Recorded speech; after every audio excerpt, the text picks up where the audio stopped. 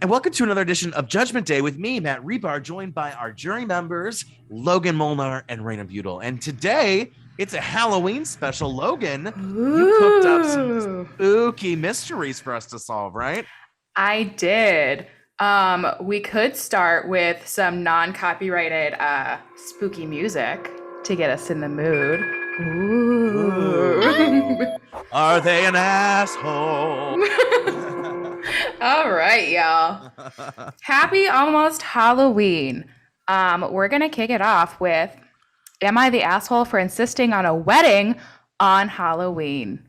Oh. Now, off Ooh. the bat, I'm going to say no, but let me tell you, I've been to a Halloween wedding that was non-Halloween and it sucked. Like, if you're going to have a Halloween wedding, make it a Halloween wedding. If you don't want a Halloween wedding, there are 364 other days of the year. So that, sorry to Seriously. get there real quick, but I'm very opinionated on this. So are you speaking from a wedding guest or a DJ perspective on that? I'm gonna say both because I feel like I was also partially a guest as much as I was working, but like I don't want to talk smack, but I think they picked that because it was like one of the only dates left to pick for a venue. And I'm sure there's discounts and stuff, right? Maybe. I know some couples would love the idea, some don't, but I don't know. Is it really worth your dream venue you know what I mean? I don't know. Yeah. Something has to give for me, and it's like you could have had it in November. I don't know. Yeah. That's how I feel. But anywho, Ready? I'm Okay. ready. So they say, I know this seems like an obvious answer, but hear me out because I'm having some serious doubts right now. My fiance and I are trying to get married on Halloween of this year. So this was posted last year. Okay. Halloween is one of our favorite holidays and has been since we met and started dating 8 years ago in high school. For a few years, we talked about getting married and having a really elegant Gothic style wedding on Halloween. And we've been really excited to make that a reality finally. So here's where I may be the asshole. My parents were teenagers when I was born. And 10 years later, they're both remarried and had my half siblings. And now I'm the eldest of 6, with the age range of my siblings being from 4 to 13. At the same time, my aunts and uncles also started having kids. So I'm more than a decade of age of all my cousins as well. And there are a lot of them. Obviously, I want them all at my wedding, but as soon as all of them found out the date of the wedding, they all got really upset. I thought if we made the reception more fun and had a candy bar and dancing and fun, maybe even allow people to change in costume after the ceremony, we could have a great compromise. However, this has not been the case. My aunts, uncles, and parents want the trick-or-treating for their kids and put it all my siblings and cousins' head that they wouldn't have their fun every year because I'm getting married that day. So now it doesn't matter that I'm trying to accommodate because I'm taking away the experience of trick-or-treating and dressing up around the neighborhood. My fiance's family is older and is all for the Halloween wedding, so that's not an issue. But now I'm starting to feel bad because I feel like if we insist, our wedding day is going to be filled with disappointed family and no one will have fun because they want to celebrate Halloween their way. But this is a once-in-a-lifetime event with the love of my life, and I want to share it with everyone. Would I be the asshole for insisting on this date? And there are 3 edits that she added. Okay. Sorry. They said, I want to clarify that I would not be upset if some people decide not to come at all so they can take their kids out for trick-or-treating. I'm definitely decided on letting kids dress up for the reception, and this has seemed to make some of the family feel better. And some people seem to think that I'm going to be one of those people who ruins every holiday with this anniversary. This isn't true. I want my own kids one day and have no intention of making Halloween about us every year. We're happy to celebrate anniversaries one day before or after, but it's the symbolism of our wedding day that matters. Okay, so to the best of my knowledge, I am not a parent. But from what I know, wait. To the best of your knowledge, you're not a parent, but as you far might as be. I know, in terms of my volunteering to be one or a knowledge, I'm definitely not. But you never know these days. But here's my thing. Parents, correct me, please, if I'm wrong. Isn't there 700 trick-or-treat events all at different times and dates?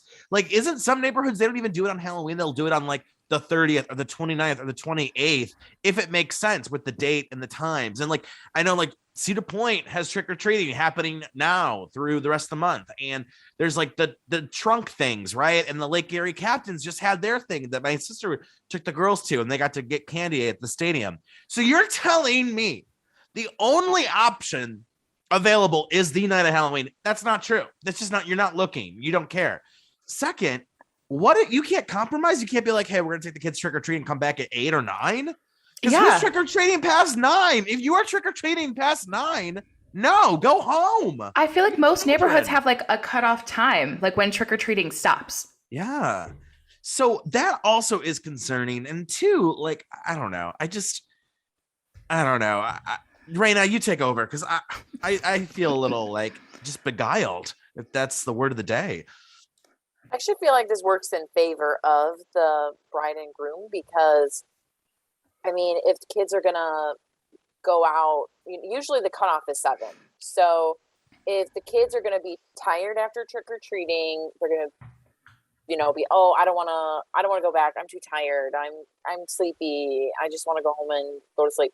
That opens the entire night up for the adults who get to have fun and actually, get down and dance and party.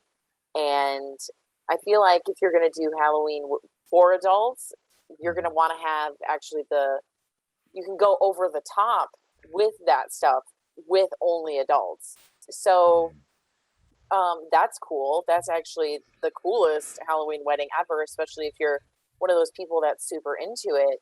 What's not cool is the whole family convincing their own children that they're going to have a bad time. That's weird. And I think the weird also is that people are thinking that, oh, since it's their anniversary, they're going to ruin Halloween like every single year after this. Mm-hmm. I don't know about you guys, but like none of my family is like, oh, it's our anniversary. Like everyone has to pay attention to us, Like maybe your parents are like, oh, it's our anniversary, cute, haha. But, it's like aunts and uncles, cousins. They're not like, hey, it's our anniversary, time to focus on us. Screw everything else you're doing that day. So how are they going to ruin future Halloweens for everyone? Like, I've literally never heard of someone, like a couple involving other people in their own anniversary. Unless they got married the same day or something, or like we're a pair, best friend couples or something. And if they love Halloween that much that they want to get married on Halloween, I don't see them like taking that away from their future kids, They want them to have just as good of a experience growing up that they did. Yeah.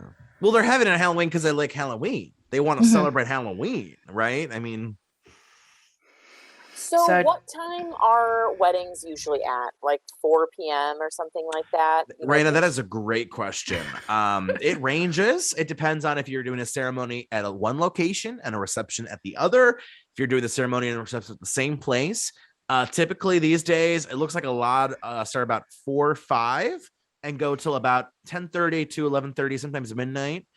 Usually not after midnight.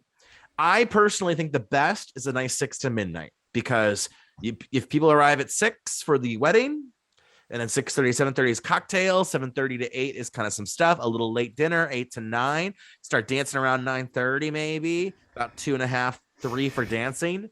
Perfect. Make sure I call you when I'm getting married to set my schedule for the day. I'm not trying to joke. I low-key probably could be a wedding planner. I have seen all sorts of shenanigans. I know what works. I know what doesn't. I know how much time you need. If you are a couple and you think you need a half hour for dinner, you are wrong. You will need an hour, because there's no way you're going to get all those guests plated or buffeted up in less than an hour.